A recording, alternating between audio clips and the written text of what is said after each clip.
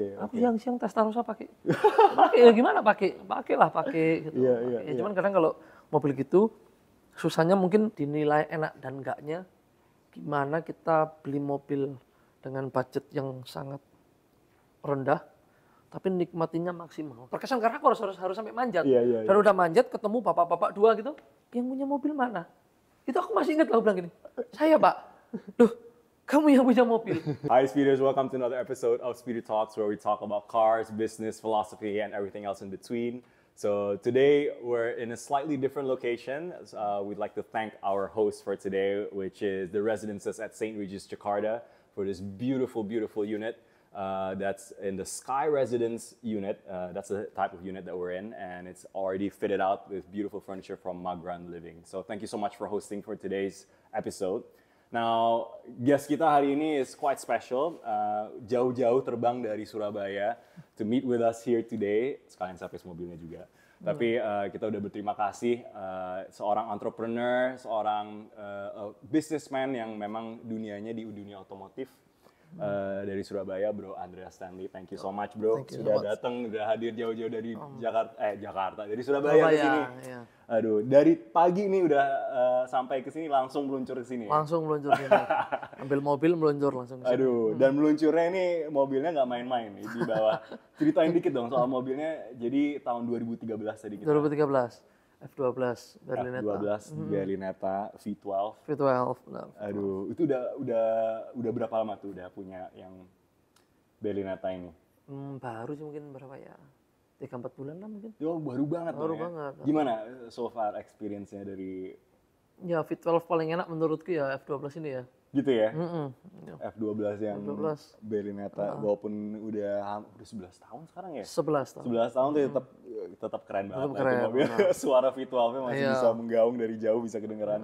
Jadi sekarang koleksinya, nah ini lumayan unik soalnya Bro Andreas Stanley ini salah satu the top apa ya dibilang, bukan showroom tapi car business, pedagang mobil lah ya. Iya, susah ya untuk entusias campur-campur jual beli itu semua menyaru jadi satu kan. Jadi satu, jadi ya pokoknya kalau anak mobil di Surabaya nggak asing lah kalau ketemu Bro Andreas Stanley ini. Jadi sekarang koleksi mobilnya ada apa aja nih sekarang yang lagi dipegang? Lagi banyak ini sekarang ya, GDM sama Mercy mungkin sekarang. Oke. Ya GDM, Mercy. Campur sih, kita ada beberapa, ada Ferrari juga, ada Porsche, ada Mercy. Oke. Tapi lebih banyak kemarin GDM lebih banyak. GDM ya, jadi GTR, Supra, NSX gitu-gitu. Gila. Dan di Surabaya tuh ada unik-unik mobil-mobilnya tuh yang langka-langka. Dulu bisa keluar di posting di Instagram kayak wow. Iya, sebagian lah. Cuman masih belum seperempatnya Jakarta. Belum sampai seperempatnya Jakarta. Belum. Ya. Nah jadi kalau semuanya Bro Andreas ini bisa reflect back itu, kan udah nyetir banyak mobilnya, udah nyobain. Pasti kalau sebelum didagangin mobil pasti dicobain dulu, ya, atau dilihat dulu. Gimana experience-nya? Yang top, yang paling berkesan tuh mobil-mobil model apa aja nih? Udah berapa mobil kira-kira yang udah dites itu dulu deh, mulai dulu yang kira-kira. Wah, kalau berapa mobil yang udah dites kelihatannya kita nggak bisa dihitung harusnya sebenarnya ya, nggak bisa dihitung. Cuman paling enak sebenarnya tuh pasti Porsche. Porsche ya? Gila, tiap kali kita ada narasumber pasti ngomonginnya Porsche dulu deh. Terutama yang RS. Oke. Kalau GT RS. ya kalau saya memang demennya tuh mobil yang keras. Oke. Ya mobil yang bumbu kurang terlalu demen. Demennya yang keras, kayak RS gitu. Turbo gitu mungkin kurang terlalu lah, karena dia kan terlalu soft. Buat street lah ya, dibikinnya bisa buat street, buat track. Jadi Bro Andreas sukanya benar-benar purely for track. Yang galak pokoknya. Yang galak, pakai roll bar gitu. Wah, ya udah semuanya. Serem lah pokoknya. Oke. Kenapa dibanding sama, ya kalau Ferrari masih ada street car-nya juga ya, luxury-nya juga dapet, V12-nya ada. Tapi GT3 RS termasuk yang NA ya? NA. Jadi emang sukanya yang tipe NA yang... Enggak juga. Pokoknya yang keras, yang mobilnya tuh kalau kita mau banting tuh ngikut gitu mobilnya. Dan di Surabaya mungkin jalanannya lebih mendukung untuk ngebanting-banting apa dibanding di sini? Atau gimana? Tergantung daerah. Sama lah kayak di sini kan. Di sini mungkin ada daerah yang jalannya bagus, ada yang enggak, ya tergantung lah. Gitu. Jadi udah bisnis di used car SB Surabaya ini udah berapa lama nih Bro? Udah berjalan? 2014. 2013 atau 2014. Harusnya ini tahun ini kita 10 tahun lebih. Oh wow. Ya, harusnya 10 tahun. Congrats, Harusnya kita 10 tahun. dekade. Ya, kita udah 10 tahun lebih. Wow, nggak kerasa ya. Tapi emang dari dulu tuh kalau dilihat posting-postingannya di Used Car Surabaya tuh pasti rapih. Dari awal tuh emang fotonya ada sempet di apa ya, di satu neighborhood gitu. Selalu fotonya di corner yang sama itu kan. Itu OCD level tinggi. OCD. Tapi justru ngebantu ya dari segi OCD level marketingnya. tinggi. Saya kalau nggak gitu, gini, kalau aku sih selalu menyajikan sesuatu yang berbeda daripada yang lain. Jadi contoh kalau mungkin tempat lain fotonya mungkin beda-beda, ya aku berusaha untuk konsisten. Oke. Aduh, pengen banyak nanya nih soal bisnisnya. Tapi kita ngomongin mobil dulu karena di sini semua anak-anak mobil yang dengerin. Jadi kita ngomongin soal mobil dulu. Oke, jadi ada F12 dari Neta di bawah. Apalagi yang udah pernah di GT RS udah sempet punya juga. Nah ini kalau kita bilang punya itu bener-bener Bro Andreas udah punya lama atau kayak oh ya sambil numpang sambil mau di market itu sekalian dibawa berapa bulan, setahun, itu kayak gimana sih biasanya kalau dibilang memiliki gitu? Aku sih hampir nggak ada mobil yang aku simpan gitu ya, aku pakai hampir nggak ada. Semua mobil pasti for sale. Semua mobil pasti for sale. Kalau kita penjual mobil sejati, tidak ada yang simpan. Semua for sale. Pasti for sale ya? Semua pasti for sale. Everything has a price. Semua ada price. Catat itu. Iya. Semuanya. Ya itu. Cuman tinggal tergantung waktu dan kondisi juga. Kita kan juga mobil, apalagi mobil yang kita simpan, biasa mobil yang cenderung tahunnya agak lama misalnya. Kita juga harus maintain dengan bagus juga yang pasti. Iya. Jadi kalau bisa disimpulkan, mobil yang paling memberikan apa ya, feeling dan benefit terbanyak itu yang paling perputarannya tinggi dan hasilnya marginnya paling tinggi. Itu benar nggak atau nggak juga? Nggak juga. Tapi apalagi kita udah siap nyimpen mobil yang agak rare ya, yang rare yang mungkin kita merasa mobil itu susah jual. Itu juga harus diimbangin dengan aku suka mobil itu. Nah, kalau dari awal aku udah nggak suka mobil itu, setengah hati, anggap mobil itu setahun nggak laku, lihatnya males. Cuman kalau mobil kita dari awal kita mau benar-benar demen, kita mau simpen 2 tahun, 3 tahun, ya sama lah kayak kita milih mobil kan pasti harus serk dulu. Itu di lain sisi jualnya juga kita mungkin lebih enak karena mobil yang kita ambil tuh mobil yang mungkin di Indo cuma 3, cuma 4, ya yang dikit lah. Dikit. Gitu. Pegangnya pasti lebih pede daripada kita megang mobil yang mungkin unitnya lebih banyak. Walaupun yang unitnya lebih banyak itu biasa lebih gampang dijual. Yang lebih umum lah. Jadi kita datang ke satu showroom pasti ada, tinggal pilih warna. Datang ke showroom lain pilih warna. Biasa kita harus menyajikan sesuatu yang lu keliling nggak ketemu mobil ini. So dengan input itu kalau bisa dibilang GT RS lumayan banyak nih. Banyak. Kalau dibilang ya. So mobil apa yang mungkin ditahan sama Bro Andreas lumayan lama, berkesan, dan ada di balance tadi dengan rarity, kelangkaan mobil itu, dan juga ada emotional value yang kayak aduh ini mobil ini spesial banget. Itu apa tuh? Testarossa. GTR 34. GTR 34. V-Spec. V-Spec. V-Spec full Nismo CRS, mesinnya Nismo. Itu menurutku paling berkesan. Berkesan ya. Dan mobilnya sudah sold out. Udah sold out, ya pasti lah itu di mana. Tapi kayak gitu, kalau kayak gitu Bro Andreas bakal keep itu nunggu benar-benar right buyer. Apa kadang-kadang kan harganya susah ya untuk cari yang ini benar-benar the best price nih ya, karena marketnya juga biasa ya pengalaman aku jual mobil yang kayak gitu-gitu ya. Biasanya pengalaman aku 2-3 kali, 4 kali lah mungkin jual mobil yang agak rare yang mungkin kita harus tahan agak lama. Biasa pembelinya itu nggak pernah bertele-tele datang. Datang sekali. Langsung? Gitu. Mungkin dalam 1 tahun nggak ada yang nanya mobil itu. Telepon aja mungkin nggak ada. 2 tahun mungkin nggak ada. Tapi kalau pas ketemu, datang, lihat. Langsung? Iya, biasanya gitu. 4 kali selalu gitu. Testarossa kayak gitu kejadiannya? R34 juga kayak gitu kejadiannya? Tapi sempat dibawa Testarossa dan R34? Sering. R34 sering aku bawa ke Jakarta. Sering DPP Jakarta, Surabaya. Testarossa juga sering. Itu berapa lama dipegang dan di-enjoy sebelum akhirnya ada yang bayar yang tepat? R34 itu 2 tahun. Oh 2 tahun, wow. Testarossa itu juga 2 tahun. 2 tahun ya? 2 tahun. Jadi sebenarnya kalau dibilang, kan ada orang juga yang mungkin bukan bisnisnya untuk jual beli mobil, tapi megang mobilnya emang sekitar 2 tahun, 3 tahunan. Jadi kayak seperti memiliki itu selama 2 tahun aja ya. So, kita juga harus keep mobil itu tetap fresh, tetap pristine. Jadi ketika ada orang memang benar-benar serius, mobil itu sudah nggak ada yang dicelah. Iya. Nah, jadi datang antara iya atau tidak. Gitu. Cuman kalau apa faktor tidak itu kan banyak. Dilihat mobilnya nggak serak, kondisi. Ya kita harus benar-benar nyimbangin kondisi itu terus. Karena mobil selama 3 tahun kondisi berubah. Itu pasti. Ya, mobil 3 tahun kita nggak usah sama-sama nggak dipakai lah. Mobil kita taruh di basement. 3 tahun kita lihat mobil itu.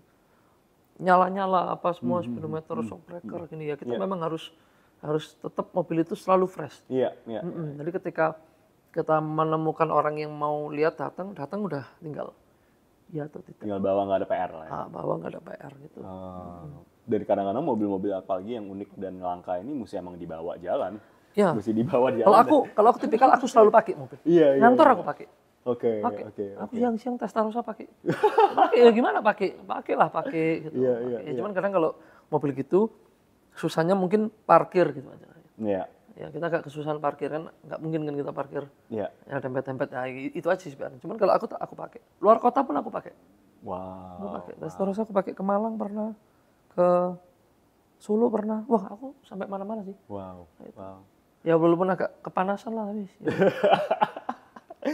Apalagi Testarossa R34 tuh mobil-mobil yang udah lumayan lama kan. Jadi, lumayan. Ya dilawan apa tuh panasnya di Surabaya dan Jakarta pasti lumayan. Pokoknya AC dingin, mesin nggak panas. Udah kita gas semuanya. Mau setir berat, mau kita nggak pernah masalahin gitu. Kalau kita depan mobil, kita mau ke Jogja gitu ya, atau kita mau ke Solo dari Surabaya, itu malah orang bilang 3 jam, yang aku cari bukan 3 jam, ya perjalanannya aja. 5 jam nggak masalah. Berhenti, rest area mobil diliatin. Terus kita jalan lagi, jadi nggak harus ngejar waktu. Kalau kita mungkin naik mobil umum, ya pasti lebih, ya sekitar 2 jam harus sampai. Cuman kalau ini kita nggak perlu keburu, satu kita harus ngecek temperatur. Temperaturnya udah 100 nih. Benar. Ya gitulah. Aku lebih suka enjoy perjalanannya sih kalau pakai mobil. Benar. Kemarin juga ada kolektor mobil juga dari narasumber, dia bilang kalau semuanya mesti bawa mobil yang udah klasik ini mesti block off schedule-nya seharian. Iya. Karena nggak tahu bakalan kejadian di jalanan apaan. Benar itu benar. Tapi sekalian enjoy juga, nggak ada pressure kan, nggak ada pressure untuk on time. Jadi dari Surabaya aku ada undangan ke Solo, ada teman ulang tahun gitu. Mungkin kalau bawa mobil umum mungkin aku nggak berangkat, kayak tanggung gitu. Aku lebih mending nikmatin mobil. Jalan. Nikmatin mobilnya aja. Gitu. Cuman ya kalau mobil klasik benar kita harus take waktu seharian. Jadi jam 1 bisa sampai jam 4.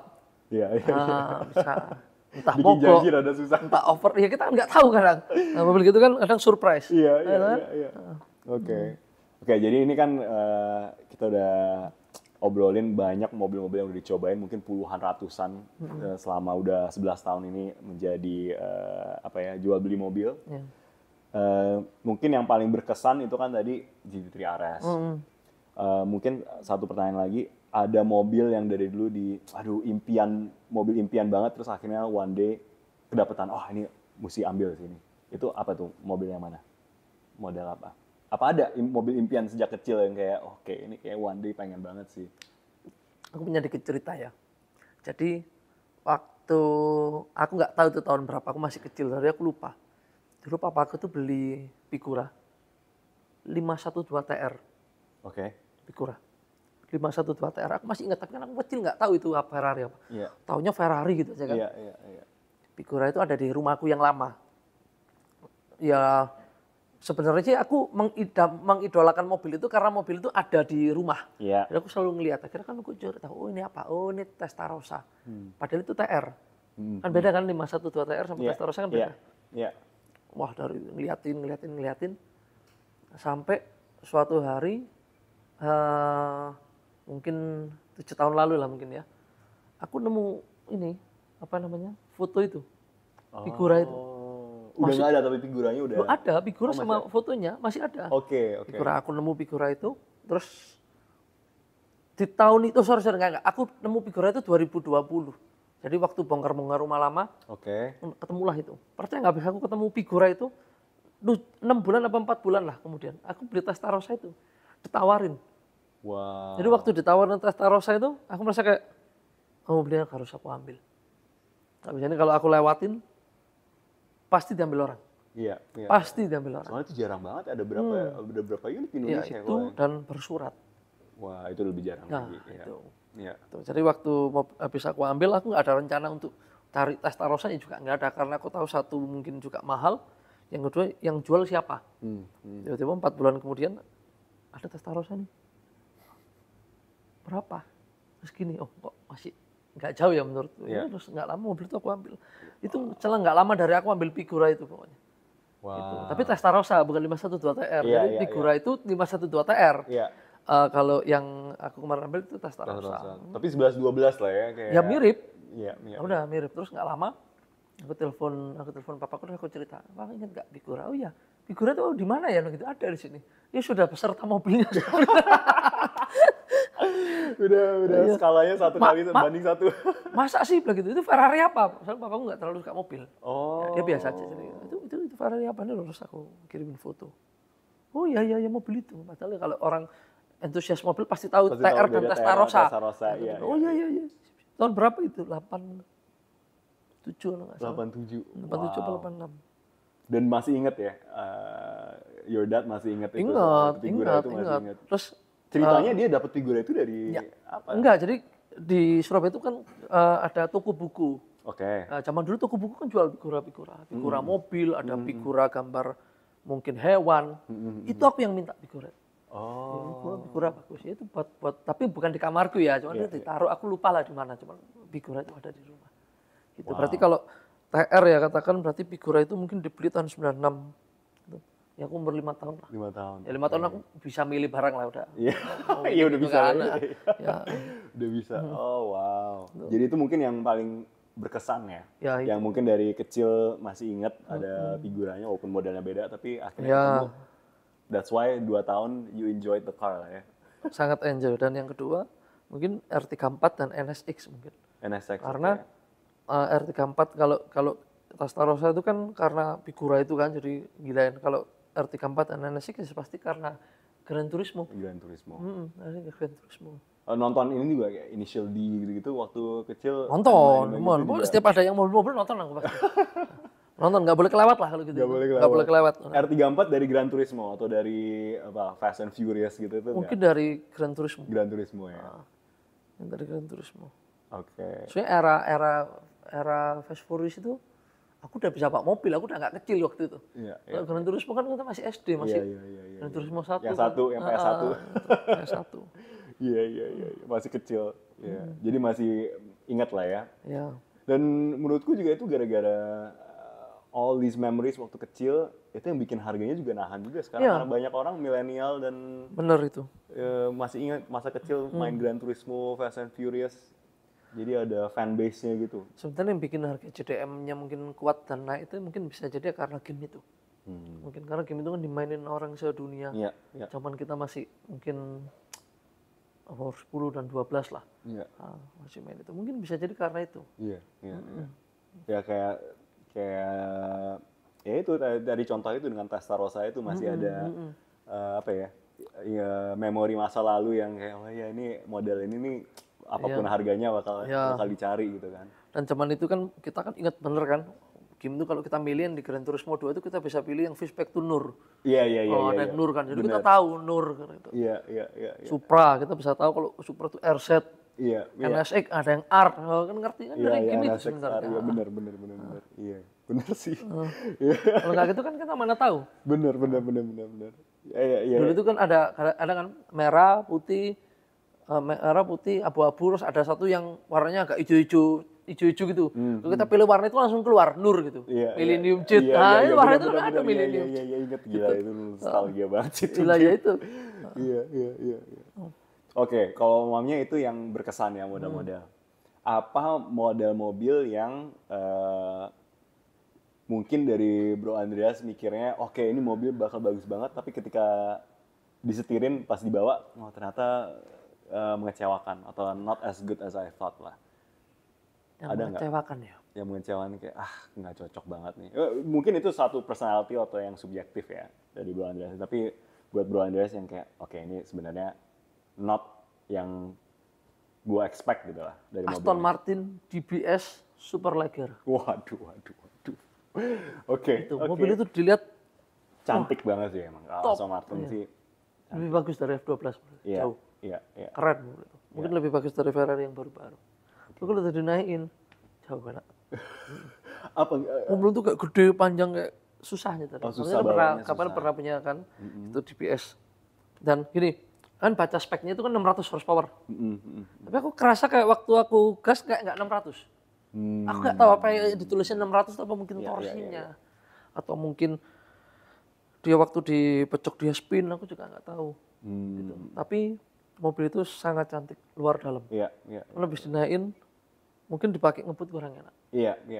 Setuju. Apalagi kalau yang suka track car yang benar-benar itu nggak di track sih, kita pakai di jalan buat agak ngebut dikit, kayak confidence-nya kurang gitu loh. Kita kalau pakai Porsche gitu, aku bilang GT3 RS ya, kita mau ngebut gitu, misalnya agak ngebut, kita merasa pasti masuk lah, mana aja tuh pasti masuk.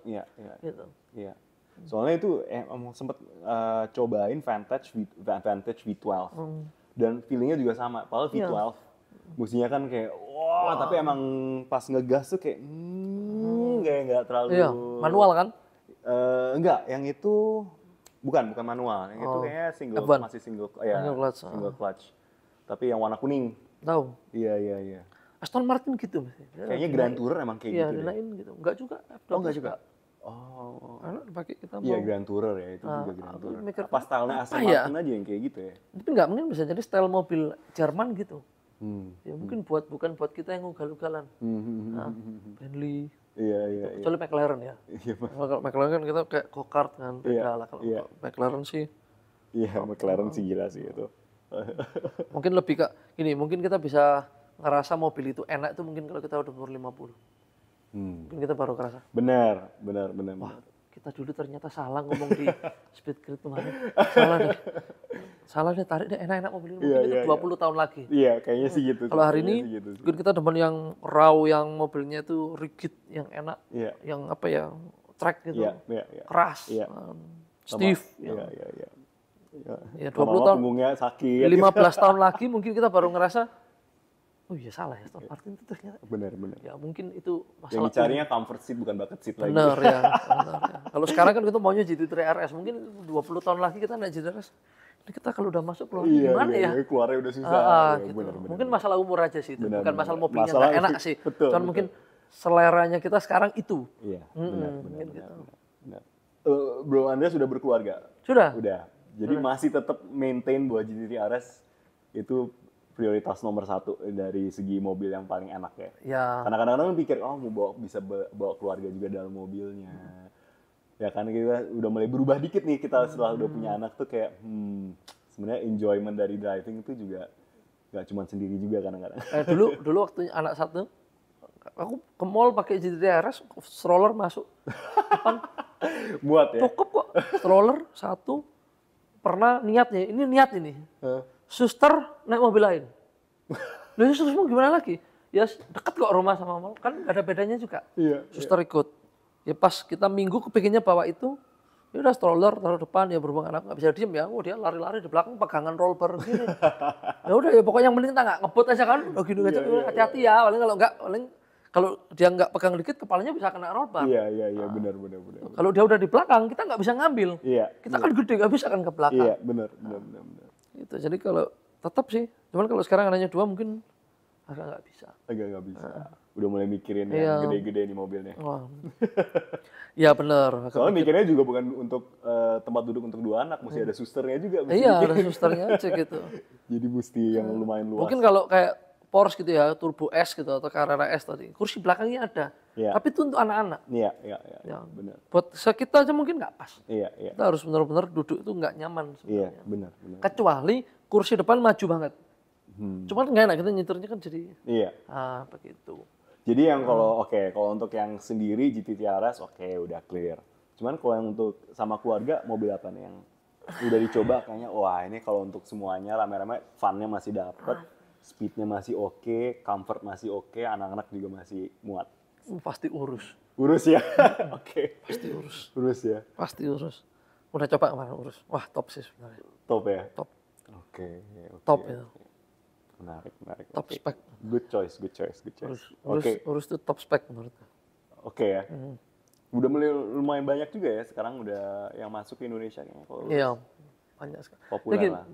Buat aku juga mobil itu dinilai enak dan enggaknya gimana kita beli mobil dengan budget yang sangat rendah, tapi nikmatinya maksimal. Tuh. Karena kita ngomong Pista gitu, 488 Pista, pasti enak, mobilnya mahal. Iya. Kita harus mikir yang enggak mahal dan sangat fun, itu perfect. Kita ngomong mobil 15M harus enak. Iya. Nggak mungkin 15M nggak enak. Iya. Nah, kita harus mikirin apa nih, se-M-an, 2M-an, yang terjangkau, tapi enak. Itu PR-nya di situ. Kalau kita ngomong tadi enak, aku bilang enak-enak karena mahal. Iya. Nah, kita harus pikir apa yang kira-kira nggak semahal itu, Iya. tapi fun-nya mirip. Iya. Ya, menurutku di situ, challenge-nya di situ. Kadang tanyanya kan yang enak aja kan tanpa harus ngomong budget. Ya aku coba itu. Tapi kalau dengan budget ya mungkin beda lagi. Dengan budget ya kita ngomong. Iya. Itu kalau udah ya 15 is not cheap. Iya itu harus dibilang enak kan. Jadi RS 991.2 itu harganya hampir 10M, 8M gitu. Itu pasti enak. Iya. Tapi udah. Nah kita pikir lagi apa ya yang se-M-nya enak. Iya. Nah, menurutku harus gitu. Yes, benar. Kalau mahal sampai nggak enak kita harus kembaliin ke pabrik. Iya. Yang penting apa ya, yang mobilnya udah agak tua, yang fan-nya masih dapet, dilihat masih enak, suaranya enak. Itu PR buat kita. Benar. Iya benar sih. Nah itu nanti terakhir dari podcastnya kita ada pertanyaan itu nanti. Oh iya. Kita save itu untuk terakhir. Cuman mungkin sekarang kita ganti gigi, shift gear a little bit karena di sini followers kita tuh sebenarnya banyak yang terinspirasi dengan figur-figur seperti Bro Andreas Stanley juga yang mungkin di dunia bisnis mobil. Jadi pengen tahu ceritanya sih kayak gimana sih. Tadi kan sempat cerita udah 11 tahun nih berjalan. Mulanya tuh gara-gara apa? Soalnya background-nya kalau nggak salah Bro Andreas sudah sempat bikin body kit dan juga sempat restoration service. Banyak nih di pergulatannya di dunia mobil. Tapi what happened? Awal-awalnya mungkin dari awal sampai akhirnya menjadi used car Surabaya. Awalnya itu zaman aku masih SD, itu aku sering ikut sama omku kontes mobil. Oke, di Surabaya? Surabaya, masih SD kan, masih kecil banget lah. Iya. Diajak kan, ayo ada kontes mobil. Kemarin dia juga turun, dia juga ikut masalahnya. Jadi aku ikut loading in. Oke. Ikut loading out. Emang hobi mobil nih? Ya aku suka mobil memang awalnya, cuman sebenarnya tuh pemajunya dari situ. Menurutku ya, aku mikir dulu apa yang bikin, aku sempat mikir apa yang bikin aku sama mobil sampai tergila-gila lagi sebenarnya apa dari kecil kalau mungkin kita teman mobil tapi nggak diasah dan nggak dipanasin gitu, mungkin ya nggak jadi. Mungkin ya terabaikan pasti. Karena ikut kontes itu kan, ikut pameran. Setiap kali dia pameran, aku ikut lihat. Akhirnya kan kita lihat-lihat mobil modifnya dulu ini.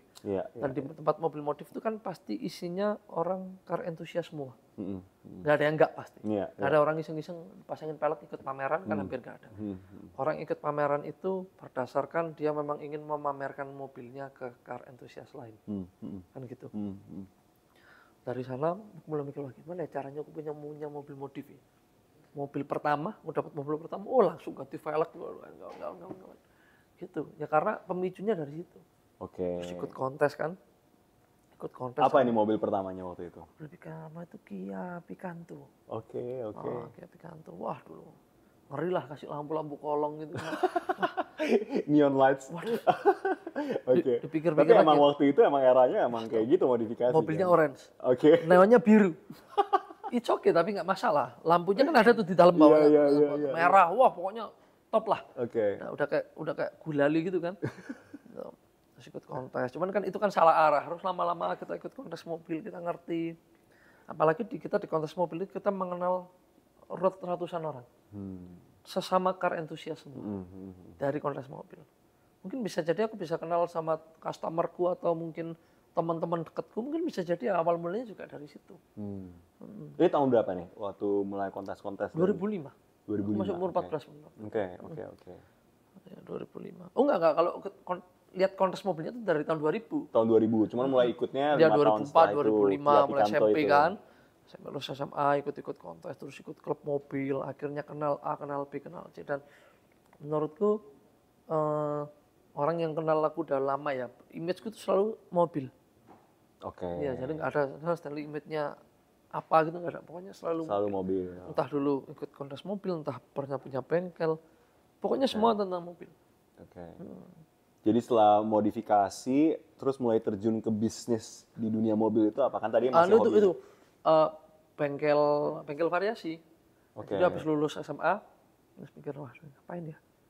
Dan sedangkan teman-teman ini banyak yang percaya sama aku untuk modifin mobilnya zaman itu. Oke. Kenapa aku nggak buka bengkel? Kalau mereka cuma minta tolong sama aku, tapi kelihatannya ini nggak ada money flow di dalamnya kan percuma. Akhirnya buka Bengkel, ya lumayan lah. Bengkelnya ngapain nih? Body kit? Ya body kit, fiberglass, terus Oke. custom, terus ada variasi-variasi zaman dulu DAD, Gerson tahu ya?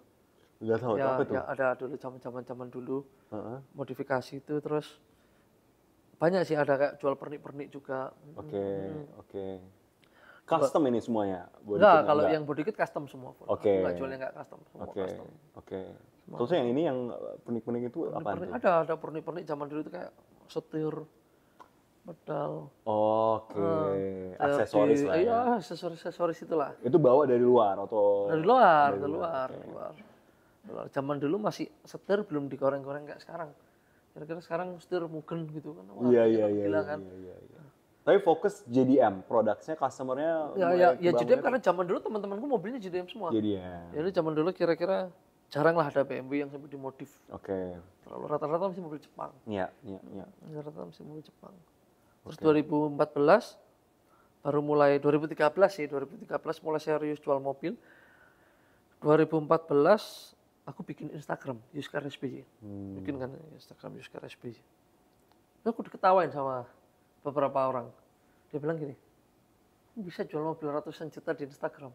Mungkin waktu itu ya juga nggak make sense loh. Iya. Kalau jual mobil ratusan juta itu adalah satu tempat jual mobil. Ya di OLX atau di mana. Dulu kayaknya masih toko bagus kali ya. Ya di apa? Modcom. Iya. Di Modcom. Iya. Orang mau jual mobil di Modcom, mana bisa jual di Instagram. Aku pikir-pikir juga. Aku dulu mikir gini, ya udahlah nggak ada yang beli di Instagram nggak masalah. Yang penting aku punya portofolio di Instagram. Jadi di Instagram itu khusus untuk portofolio. Jadi zaman dulu nggak bisa foto slide 2, 3, 4 nggak bisa. Foto cuma satu. Iya. Ya udahlah, mau laku nggak laku di sini, aku mau bikin portofolio di sini. Jadi fotonya aku rapiin. Bikin serapi mungkin, speknya aku tulis. Jadi sewaktu-waktu kalau misal udah 2-3 tahun berlalu, aku tuh masih inget speknya di Instagram ini. Instagram cuma buat portofolio. Iya, oke. Nggak tahu gimana, jadi followernya udah 10.000 aja gitu. Ya mungkin karena konsisten fotonya bagus-bagus, terus spek. Mungkin karena itu. Iya. Awal mulanya diketawain, bilang, jual mobil ratusan juta mana bisa di Instagram. Udah 10.000, tiba-tiba udah 20.000. Tiba-tiba 99% sekarang dari situ. Awalnya dari situ sih. Orang ketawain, mana bisa. Gitu. Sekarang malah funnelingnya customer-nya dari Instagram. 99% sekarang dari situ. Oke. Awalnya cuma buat portofolio. Nah, kalau kita semuanya rewind dikit nih. Mobil pertama yang akhirnya sukses dijual tuh emang dari 2005 ada yang suka titip gitu. Bro, titip dong ini. Atau ada satu momen di mana kayak, actually ini bisnis yang oke juga nih. Kayak bisa semi diseriusin gitu. Zaman waktu itu ya 2014 2013 ya. Nggak ada lah orang yang WA aku untuk stand titip, nggak ada. Memang aku yang harus nawarin. Jadi kayak si bro nih bilang gitu, bro, dengerin mobil dijual ya? Ya udah, cuma aku jualin. Udah jualin. Zaman dulu kan siapa kita kan nggak ada. Iya. Follower juga nggak ada, apa juga nggak ada. Jadi mesti jemput bola. Oh iya, kita yang teleponin, ingat kan satu nih, apa saudara atau mungkin teman dekat. Atau apa mobilnya aku jualin. Ya zaman itu kalau aku mau jualin, aku zaman dulu ya, aku selalu membiasakan aku yang kesana foto.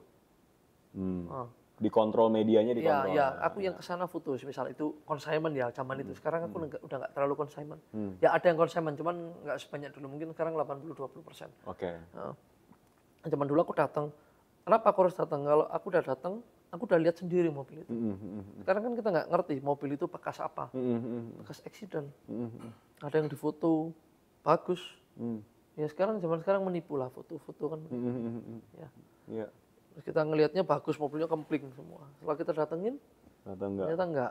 Jadi lebih baik aku datang. Kenapa? Based on Surabaya, karena aku yang datang ke situ. Jadi nggak ada orang consignment dari Jakarta itu hampir nggak ada. Jakarta selalu Surabaya dan sekitar. Aku datang sendiri. Datang, gitu. Sampai sekarang masih hands-on seperti itu? Apa enggak, udah sekarang, ada tim? Enggak, sekarang enggak. Aku enggak punya tim.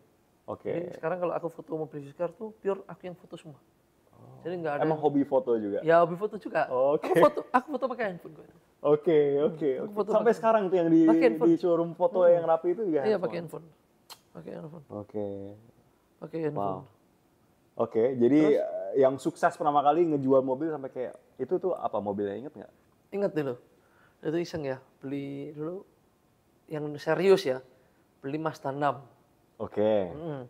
Iseng kan, wah ini pertama kali perdana jual mobil yang serius. Kalau yang kemarin kan nggak serius. Kalau nggak serius tuh apa tuh? Nggak serius tuh dalam arti kata gini, kita beli, ya dipakai aja sampai nggak laku. Laku ya dijual, laku ya enggak. Kalau ini benar-benar serius, kita beli untuk dijual. Untuk beli, beda yang kemarin. Yang kemarin kan kita beli, ya masih dipasangin velg, masih dipasangin body kit. Mau setengah tahun nggak laku, malah dipendekin mobilnya. Dikasih knalpot. Nah, itu kan itu berarti kan nggak serius. Nah, ini kita mulai dari yang serius. Kita beli, kita fokus untuk dijual. Itu waktu itu Mazda 6. Mazda 6. Tahun 2008 waktu itu. 2008. Jadi sebelum 2013 sudah mulai nih, udah ngetes jual beli. Iya, tes market, mobil tes market. Dulu zaman SMA pernah jual Ford Everest. Ford Everest-nya papaku. Jual Ford Everest. Bayangin ya, dulu aku ini tarik lagi kembali waktu SMA. Aku pernah jual Ford Everest. Disuruh papaku iklan. Aku iklan di Jawa Pos. Tahu Jawa Pos? Ya. Jawa Pos itu di iklan yang cuma segini, 20.000. Ya, kita bayar 20.000. Terus tiba-tiba aku ditelepon siang-siang jam 1. Pak, saya mau lihat mobilnya di mana? Saya masih sekolah. Wah ini kalau dilewatin ya sayang ini.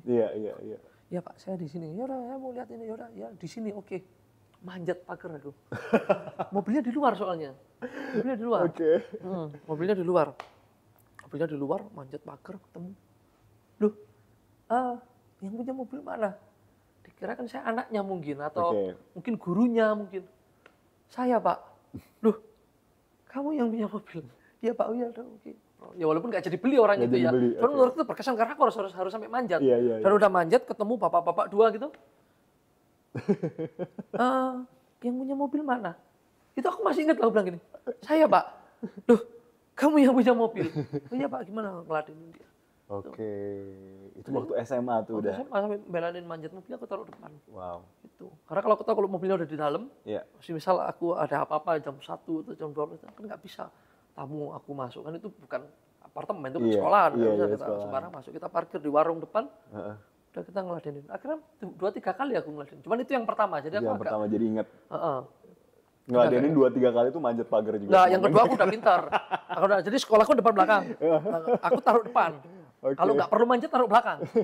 Karena di belakang pintu belakang nggak perlu manjat. Jadi mobilnya taruh belakang. Tapi aku harus agak jauh. Tapi ya semua nggak mau.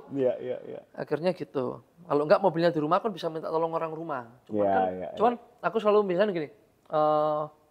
Kadang ada orang niat beli mobil kalau nggak ketemu kita ya atau mungkin kitanya nggak enak diajak ngobrol. Orang tuh nggak jadi beli. Ada itu. Ya kayak bro sekarang datang ke suatu tempat gitu. Orangnya nggak enak, padahal bro mobilnya pingin. Bisa nggak jadi beli karena orangnya. Setuju. Ya kan? Percaya banget. Wah orangnya bete banget begini diajak ngobrol nggak ngerti gini. Kita juga nggak disuruh duduk nggak di sini ya kan beda. Kita memang harus servis orang. Benar. Gitu. Kita jual soalnya. Benar. Kita jual. Dan itu sesuatu yang menurutku ditemuin di apalagi kayak barang-barang yang udah skala properti, mobil, barang mewah. Itu sebenarnya relationship dengan penjualnya lebih penting daripada barangnya tersendiri. Benar. Kecuali kita jual koneksi yang langka gitu. Banget. Kita jual koneksi kita taruh, tapi nggak bisa kita tetap jual koneksi kita juga harus servis. Iya, benar. Nggak bisa. Sekarang udah nggak zamannya kita jual-jual mahal. Udah lihatlah mau ya udah, nggak mau ya udah. Kayaknya udah bukan eranya yang seperti itu. Kalau kita udah niat jual ya kita harus serve dengan baik. Kalau enggak lebih baik nggak usah dijual. Gitu. Dan dari experience ini kan udah 11 tahun. Apa yang paling cerita yang paling mungkin nggak yang horor ya, tapi kayak biggest struggle-nya itu waktu kapan tuh? Dari 11 tahun ini. Biggest struggle adalah dari bisnis untuk jual beli mobil ini. Bisnis struggle itu adalah waktu awal-awal kita dengar kalau ada COVID. Itu horornya di situ. Jadi 2019 akhir kan COVID-19. Tapi kan 19 kita masih tenang-tenang di rumah. 2020 Januari, Februari kita masih tenang. Maret mulai cemas. Kalau kita nggak bisa ketemu orang terus kita gimana mau jualan? Dan itu benar-benar face to face banget. Iya, harus face to face. Orang nggak mau ketemu kita. Kalau orang beli mobil juga harus pasti lihat. Harus lihat. Ternyata setelah COVID berlalu, aku sering menemukan orang datang beli mobil nggak lihat. Iya. Karena apa? Karena apa? Karena percaya. Kita udah punya bisnis Instagram user itu mungkin udah dari 2014, dari 2020 kira-kira kita udah punya banyak customer. Udah trusted lah ibaratnya ya. Jadi ya di sepanjang tahun 2020 itu mungkin aku jual puluhan mobil tanpa lihat. Karena orang juga nggak mau ketemu. Nggak mau datang, nggak mau terbang dari Jakarta. Kadang orang kalau iseng terbang. Nggak perlu misal mau beli mobil A. Ya udahlah cari jadwal kosong Surabaya datang lihat. Ini enggak. Udah bagus mobilnya. Ya oke. Bayar gitu. Jadi awal-awal COVID itu malah nggak pede karena waduh gimana ya terus ini mobil nggak ada yang datang, nggak ada yang lihat nih mobil ada kira-kira ada beberapa unit. Wah macet nih mobil. Ngira bakal seperti itu. Ternyata waktu COVID itu enggak ya. Jadi kalau ditanya penjualan mobil gimana? Aku milik COVID lagi. Kalau egois. Nah, tapi ya itu kan mistik lah. Kita nggak boleh egois. Iya benar. Bilang mobil sempurna itu waktu COVID. Karena nggak tahu banyak orang belanja mobil waktu COVID. Iya banyak banget showroom pada full semua dealer. Nggak masuk akal. Iya. Nggak masuk akal. Satu mungkin karena nggak bisa traveling kali jadi pada. Ya itu yang pertama. Itu yang pertama. Dan yang kedua mobil baru terlimit. Kita mau beli Jimny waktu itu. Antrinya 4 tahun. Iya gila sih. Jimny 400 berapa juta, 380 berapa juta. Akhirnya mau nggak mau kita harus beli ke satu showroom 450 juta. Awal mula mobil naik itu karena hal-hal seperti itu. Lexus LM.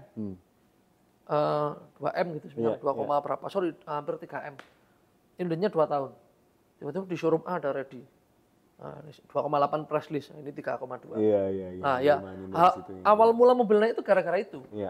Jadi mobil baru tidak bisa terbeli. Nah ya akhirnya bekasnya mengikuti. Nah yang baru naik, udah naik ditambahin upping. Nah berarti yang bekas ikut naik. Nah, awal mulanya dari situ. Dan itu sampai sekarang masih naik apa udah mulai slow down little bit nih abis? Ya, kita harus ngakuin ya waktu 2023 kemarin memang ada koreksi harga jauh lumayan. Cuman menurutku 2024 ini mulai kembali tapi mungkin nggak bisa setinggi dulu. Gitu. Oke. Nah ini mungkin banyak teman-teman di sini juga lagi dengerin ini again aspirasinya mungkin suatu hari menjadi pedagang mobil, jual beli mobil. Banyak yang mungkin pengen tahu skill setnya karena pasti di dunia perdagangan apapun ya, apalagi di mobil yang udah high end dan segala macam seperti yang luxury cars ini, dibilangnya kalau istilahnya bahasa Inggris cutthroat tuh juga competitionnya tough, ya kan. Trust dari customer penting, tapi juga dari segi kalau dari pengalamanku ya itu juga lumayan intens dari segi competition, ya kan. Apalagi kalau kita udah ngomongin mendagang itu kayak ini tukang tipu apa enggak, orang pasti mikir kayak gitu kan. Ini bisa dipercaya apa enggak, terus cara negonya gimana, background check orangnya ini beneran oke apa enggak. Pasti ada cerita-cerita yang kayak, wah ini ternyata ada orang yang enggak bener. Sebenarnya tuh berapa persen yang orang bener, berapa persen tuh kayak orang enggak bener, apa customer base-nya sekarang muter-muter dari orang-orang yang sama. Ya, itu pertanyaan yang pertama. Dan juga gimana dealing dengan competition, apakah relationship-nya oke, kondusif antara satu penjual, pedagang sama yang lain, atau intens juga, relationship surrounding the business lah, lumayan. Kalau sama kompetitor jual, memang ya pilihan pertama itu sebenarnya harga. Nggak bisa, kadang agak jual-jual mahal dikit, kalau lebih murah pasti dicari sama orang. Itu bisa paten. Nggak ada orang bilang, wah beda-beda 500 aku beli di situ yang penting pelayanannya enak. Hampir nggak ada. Hampir nggak ada. Ya ada lah orang seperti itu. Tapi 5% atau 10%. 90%-nya pasti cari murah. Ya itu fakta sebenarnya. Nggak ada orang bilang aku beda 500 yang penting di sana seneng se-M. Nggak ada. Nggak ada. Ya. Kalau beda 100 nggak tahu. Kalau mobilnya 10M, beda 100 mungkin bisa beli. Kalau beda 10M ya jauh dikit pasti didatengin. Nah, itu sudah pasti.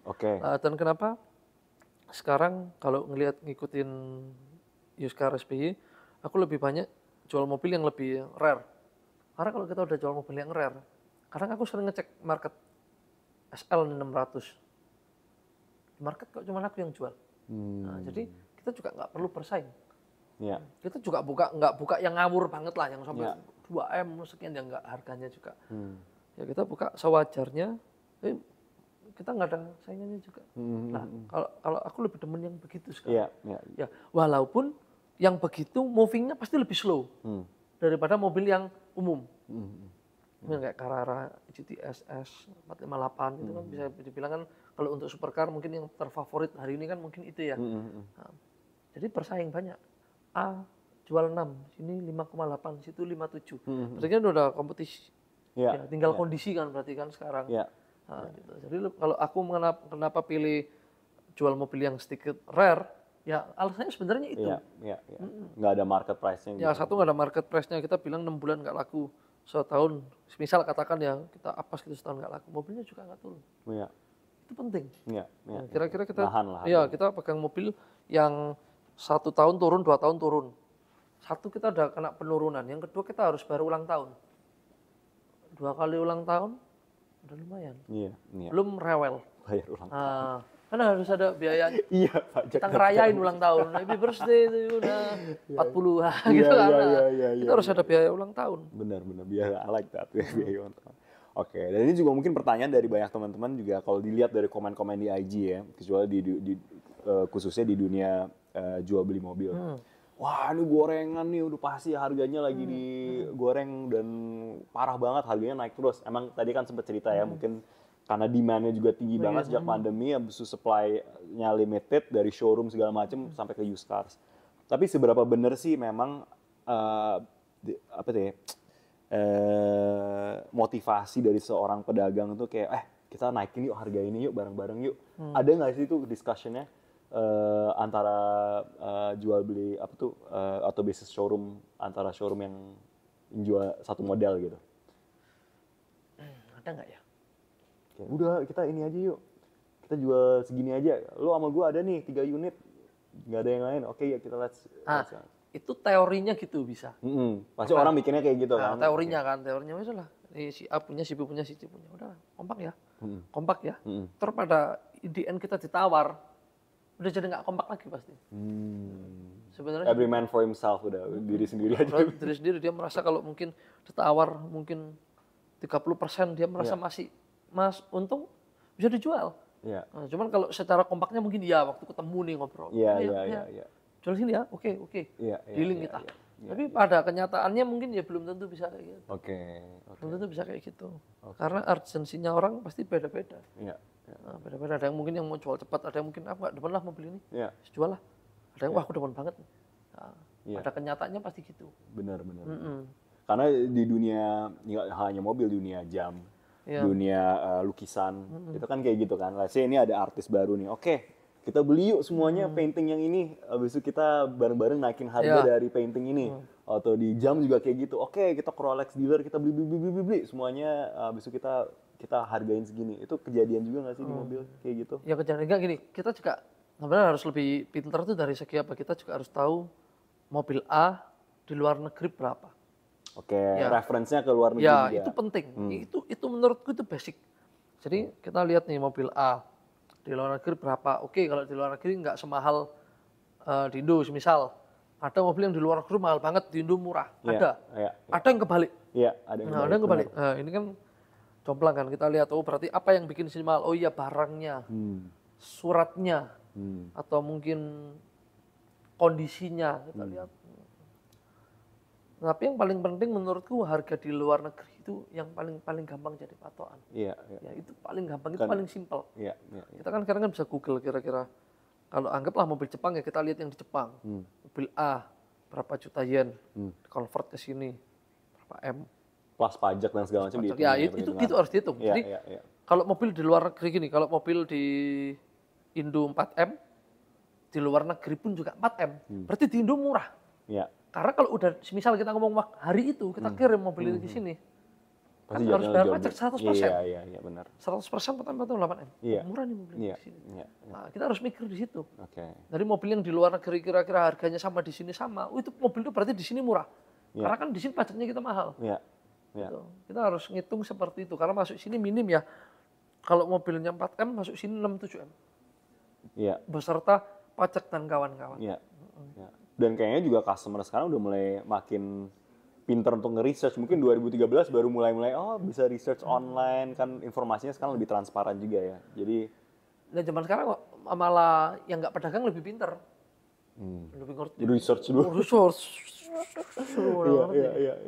Lebih ngerti. Malah kadang yang nggak pedagang yang bukanya lebih ngawur-ngawur. Iya. Nggak ngerti market. Iya, benar. Nah, dia di buka ngawur aja kan. Gitu. Karena kadang-kadang juga kalau research harga, belum tentu kejualnya di harga itu kan. Iya, jadi, tapi ini kan segini. Ya, coba-coba. Iya, coba-coba. Kalau kita jual mobil kita showroom gitu, kita punya patokan. Iya. Mobil A ini pasaran segini.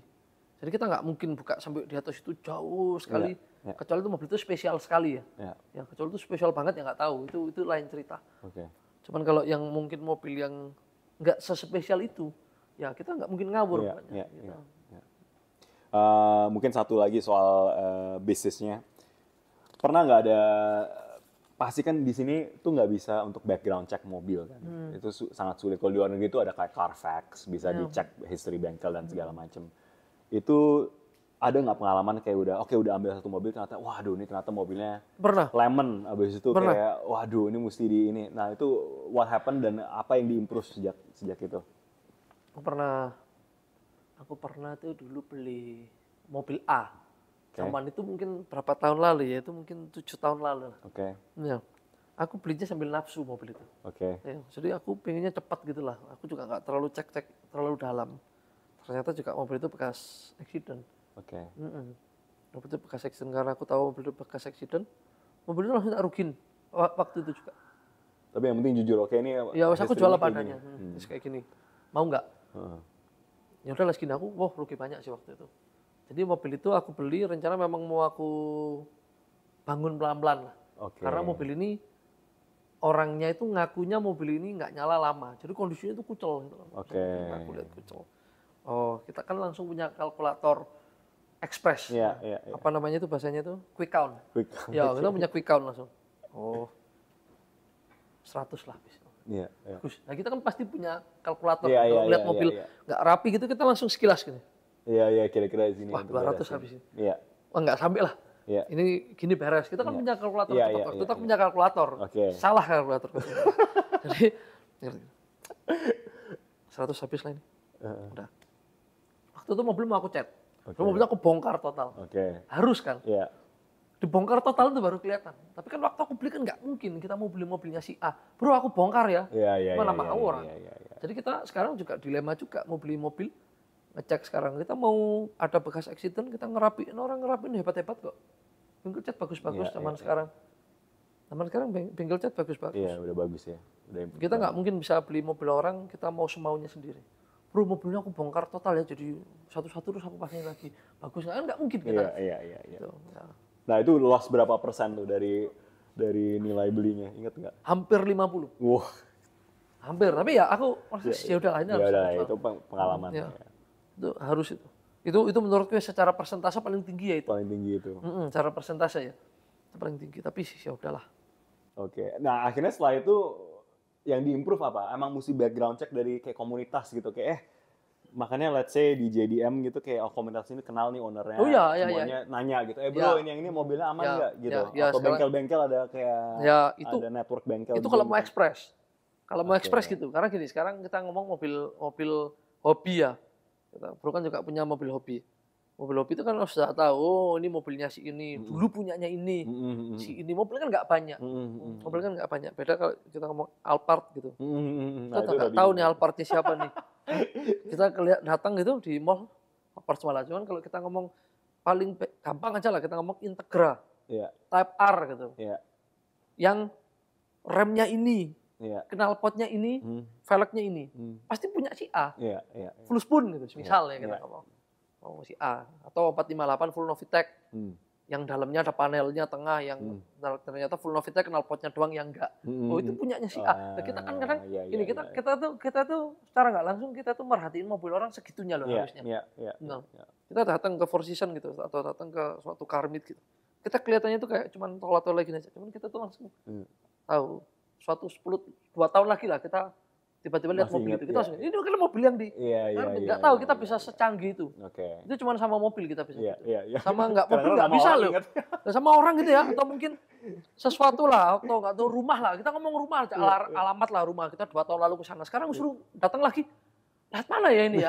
Kalau mobil kita, tahu 2 tahun lalu ini yang peleknya ini remnya ini gini-gini, kita detail. Ya nggak tahu kenapa kok bisa gitu ya. Berarti kalau kita bisa gitu, berarti kita memang benar-benar antusias. Iya, antusias mobil. Iya, dulu juga kayak gitu. Kita di Speedcrit juga bikin event. Ingatnya mobilnya lebih daripada orangnya. Orangnya ini si A namanya Budi gitu misalnya. Hah? Budi siapa? Budi yang kayak Carrera Full Tech Art. Iya, benar banget. Kita baru tahu dari Budi Carrera itu. Nah kita tahunya malah dari mobilnya itu fakta. Nah, orangnya mungkin siapa ya? Si ini gitu kita baru paham. Benar. Ya waktu itu 2000, kita juga mulainya mirip-mirip ya. Sempat lihat video-video Speedcrit juga kan? Lihat. Speedcrit ini panutanku dari lama sebenarnya. Aku ngikutin lama Speedcrit. Karena kalau mobil yang zaman dulu ya, zaman mungkin belum ada spotter mobil ya. Lihat mobil yang aneh-aneh itu ya dari Speedcrit. Gitu ya. Yang aneh lah pokoknya. Yang di Surabaya nggak ada lah gitu. Kira-kira dari Speedcrit. Aku ngikutin Speedcrit udah lama. Iya, wah udah nggak kerasa ya, udah 12 tahun, 13 tahun udah ngejalanin. Ngikutin udah sangat lama. Wah, it's an honor bro, udah akhirnya bisa ketemu salah satu yang udah ngikutin dari Surabaya loh nih. Top lah, ini top sekali pokoknya. Enggak lah, masih banyak mesti belajar. Sering kan, disentul. Iya, sentul ada event. Event M tersering. Iya, M Honest Call. Sekarang lah masih hidup lah itu, komunitinya masih seru. Dari Surabaya juga sempat tuh esensi gitu. Esensi, ya. Aku juga salah satu member. Iya. Waktu itu sempat nggak ya 2013? Oh belum masuk bro. Oh iya, baru mulai. belum. 2000 ya.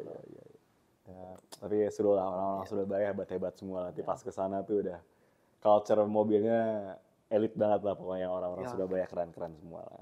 Hebat-hebat. Nah ini kita sekarang ganti gigi lagi nih, kita lagi ngomongin karir tapi kita mau berarti gigi 6 sekarang? Kayaknya gigi 4 deh. Masih 4? 3 apa 4 lah ya. Kita cuma mobilnya gigi 5 doang bro.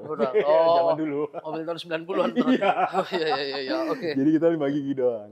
Nah gigi 4 ini kita ngomongin filosofi. Kalau tadi kalau dengar ceritanya Bro Andreas atau Stanley sih enaknya? Stanley aja. Bro Stanley sempet cerita juga banyak dari SMA udah jual beli mobil, udah ada experience.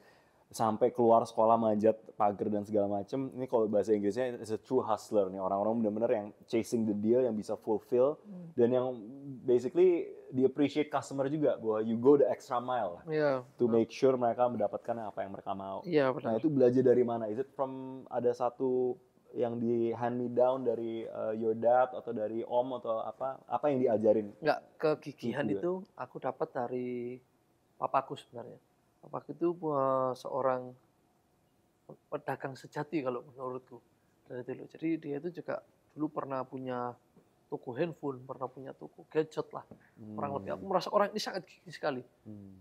Kenapa aku bilang dia gitu? Jadi bayangin ya jam 10 malam gitu ya. Itu aku masih nggak lupa jam 10 malam lah pokoknya waktu itu. Tapi aku besok waktu itu nggak sekolah, seingatku. Ikut apa? Kemana? Ke toko, ada orang mau beli mobil barang. Dibuka tokonya sama dia. Dibuka tokonya sama dia. Terus ya gini, dari kecil aku terbiasa dengan hal-hal seperti itu. Toko tutup jam 8. Dia di sana sampai jam 11. Ya aku nungguin gitu sampai jam 11. Kadang masih nungguin orang A, orang B datang. Aku belajar dari situ. Jadi aku merasa aku nggak punya jam kerja. Jamku 24/7. Bro datang jam 4 pagi, bro mau lihat mobil, aku ladenin. Nganggur juga kok. Jam 4 pagi. Bro, aku pesawatku jam 7 pagi nih, jam 4 aku harus lihat mobil di tempatmu. Bisa. Ya karena hal itu. Ini bayangin aku tuh masih lupa-lupa ingat waktu kecil. Cuman papaku ada customer datang di toko mau beli sesuatu dari luar kota. Nggak ada ceritanya, waduh Pak besok aja Pak udah malam nih, toko tutup. Nggak ada cerita gitu. Itu udah termindset sama aku dari kecil. Jadi dia nggak punya jam malam, itu nggak punya. Jadi toko dia merasa pasti buka terus. Dan itu juga mungkin dia berlaku ke customer yang ya kita kan juga bisa filter orang lah kurang lebih. Kalau misalnya orangnya cuma datang-datang lihat-lihat doang ya kita nggak bukan jam 4 pagi tuh. Ibaratnya kan gitu. Iya. Nah, ibaratnya kan gitu. Jadi mesti bisa ngebaca orang juga ya kayak harus. Iya. Kalau kita nggak bisa baca orang, kita jadi seorang pedagang kan kita memperjualbelikan barang. Kita nggak bisa screening orang dengan baik, apa ya? Dan kita juga nggak bisa mandang customer, wah nggak diladenin juga ya nggak juga. Ya, kita juga harus tetap ngeladenin semuanya. Nah itu dari jam terbang belajarnya Bro Stanley untuk ngebaca orang, apa sempat ada yang diajarin oleh papamu kayak oke, kalau orang kayak gini nih kayak gini, orang kayak gitu tuh kamu mesti hati-hati? Nggak ada. Papa tuh nggak pernah banyak ngomong buat cerita gitu. Cuman aku tuh cuma ngeliatin. Jam 10 malam, ayo ikut ke toko. Oh ternyata gini kerja itu. Jam 10 malam datang ada yang lihat kita ladenin. Untuk customer yang tepat ya? Ya customer yang tepat lah kurang lebih. Oke. Customer yang tepat. Jadi jangan sampai karena kita malas, kita merasa punya jam kerja, jangan sampai terus kita kehilangan satu customer cuma gara-gara hal kayak gitu. Jadi jual mobil ini kita punya beberapa aspek. Satu pride. Nah, pride itu contoh orang yang jam 10 tadi datang itu pride. Jam 10 dia merasa jam pagi udah pulang nih ke Jakarta, misalnya orang Jakarta lagi di Surabaya. Bro jam 10 aku bisa ke tempatmu mau lihat ini. Itu pride. Sekali kita tolak dia merasa tersinggung atau ya, nggak dianggap. Ya gitu. Padahal itu jam 10 malam sebenarnya. Nah, cuman memang kita harus memprioritaskan orang-orang yang mungkin pride-nya itu seperti itu. Jam 10 malam kita ladenin. Jam 10 malam nggak apa-apa dia datang nggak beli nggak masalah. Cuman kita udah ngeladenin dia dengan bagus. Udah gitu aja sih. Cuman hal sepele ya menurutku kita bisa kehilangan satu customer cuman gara-gara dia lagi di Surabaya, dia bisa jam 10 malam, terus kita tolak dia datang. Ya kecuali memang kita benar-benar nggak bisa ya. Kecuali kita menjelaskannya dengan benar-benar nggak bisa. Kecuali kalau kita ngilang gitu tiba-tiba ya, mungkin bisa gitu ya orangnya. Nah itu kalau semuanya untuk orang-orang yang mungkin ya itu tadi going the extra mile to make sure dia juga comfortable dan percaya. Iya benar. Tapi yang mungkin challenging untuk banyak orang untuk menolak.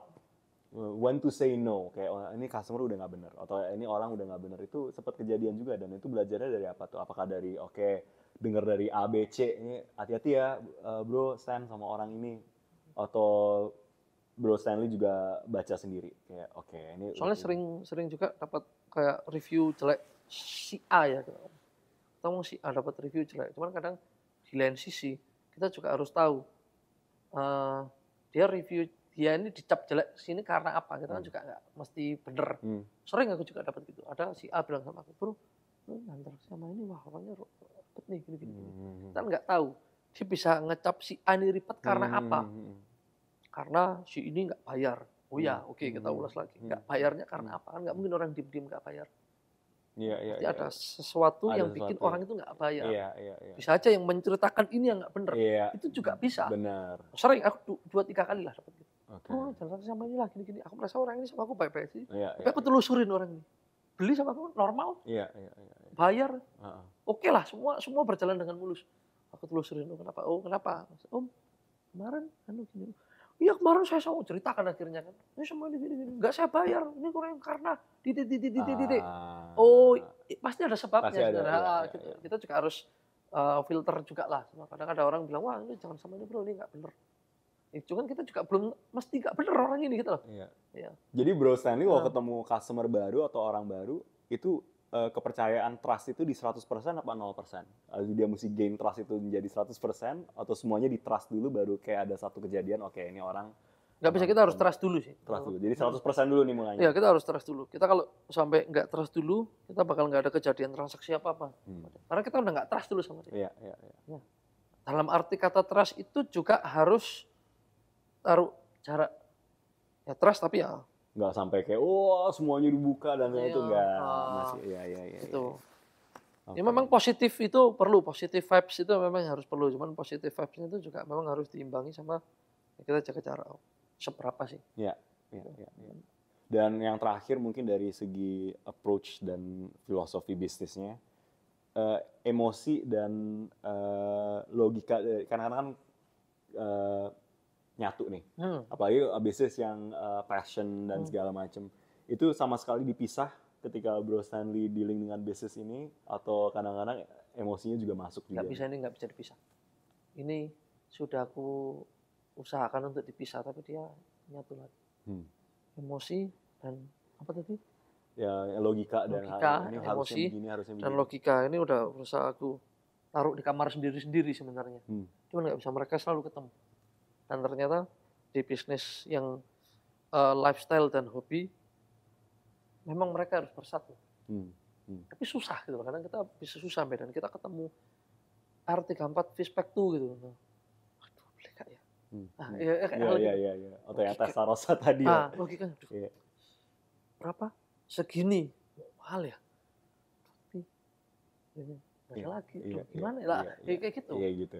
Kan kalau kita ngurutin logika full, udah nggak logis beli mobil harga segitu. Nggak logis.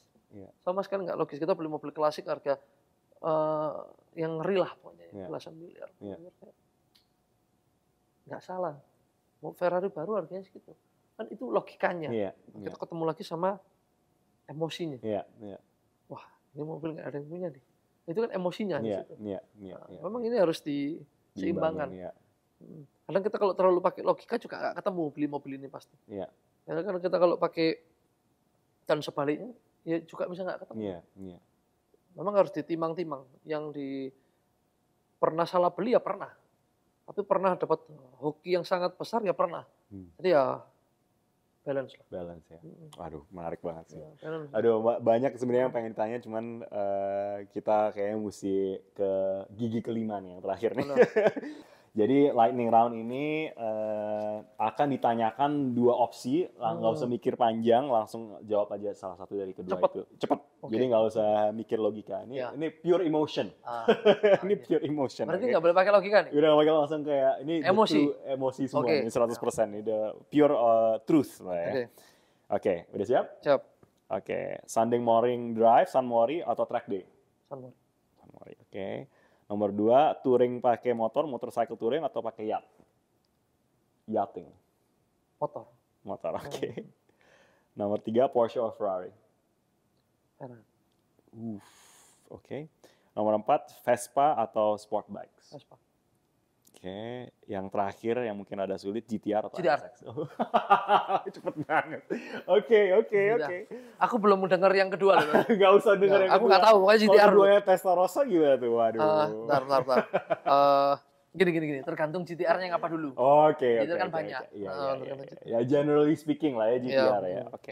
Oke. Nah, yang terakhir ini selalu kita tanya ini ke narasumber atau guest kita di show ini.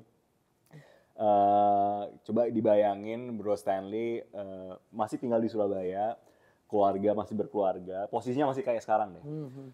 Tapi garasinya kosong. Money is no object, infinite money hack, ya kan, kayak di Gran Turismo pokoknya 999 semuanya. Oke. Tapi cuma bisa milih 3 mobil untuk kehidupannya Bro Stanley sekarang. 3 mobil itu apa aja? LFE. Oke.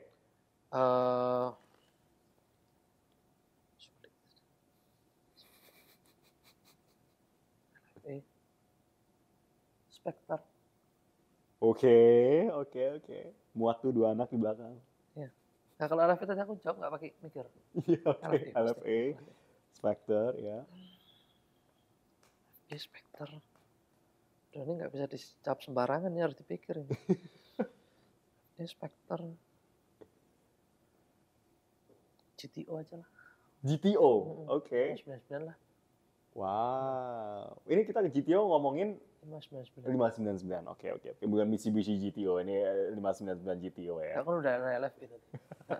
Jadi GDM-nya udah tick lah ya. Udah. Jadi nggak ada SUV, nggak ada minivan.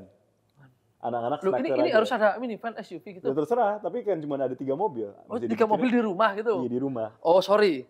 Tak tarik. Oke. GTO itu option. Enggak, sini. Tadi bilangnya, nggak tahu harus ada makanya mobil. udah mesti mikirin, mesti bawa anak, istri, suster. Ya? Pokoknya istri, suster ya? Mungkin 1 mobil buat weekend, nggak tahu, terserah. Pokoknya 3 mobil aja deh. Sebenarnya paling versatile tetap G63.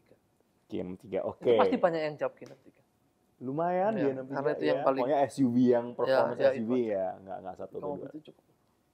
G63 terus? Kan udah tadi. Oh, G63, LFA, Spectre. Well, there you have it guys, 3 mobil itu. Cukup lah. Ya, mobil itu 3 di rumah gitu. Cukup lah, sangat cukup. Elektrik kan punya buat ganjil genap. Oh iya. Oh iya bener. Ganjil genap harus. Aduh. Ganjil genap. G63 siapa tahu diajak ke Bromo juga masih bisa. Ya, benar, semuanya bisa lah. Ya, 3 itu untuk kondangan juga cocok untuk semuanya. Buat track LFI masih bisa lah.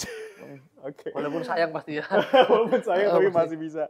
Aduh, well, there you guys have it. Thank you so much. Kita udah reaching the end of this episode. Special thanks again to the residences at St. Regis for hosting today. And of course, our sponsors for today juga ada Under Armour. Dan juga ada Magran juga for the furniture yang kalian lihat in this beautiful room. But thank you so much Bro Stanley for coming. It's been a pleasure. Thank you Bro. Dari Surabaya udah jauh-jauh ke sini. Apalagi udah sempat nonton video-video kita yang zaman dulu. It's a true pleasure. It's an honor. Thank you so much Bro. Take care Speeders. Bye.